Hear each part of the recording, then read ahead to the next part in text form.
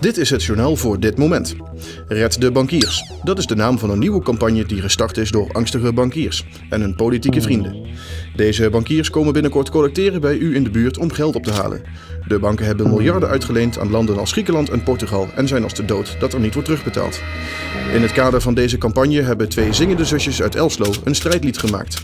Van een Griekse kip kind ze niet plukken, helpt de rieken van de ondergang. Wij kunnen nog niet geld niet verdrukken, daarom komen wij straks bij het land. Daarom komen wij straks bij het land. Nog meer muziek. De regering in Den Haag wil het Limburg Symfonieorkest opheffen. Het geld dat gespaard wordt met het opheffen van dit orkest gaat uiteindelijk naar de banken.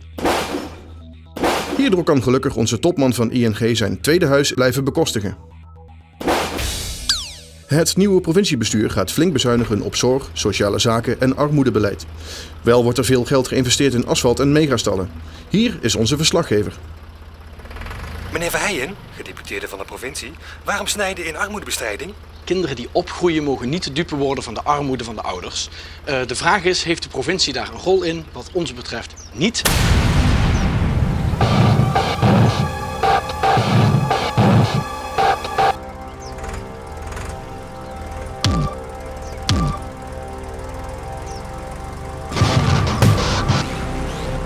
U ziet het, kijkers. U betaalt, zij draaien. De PVV houdt zich vooralsnog koest. Dit was uw verslaggever. Terug naar de studio in Buggenum. En dan nu het weer met Greet.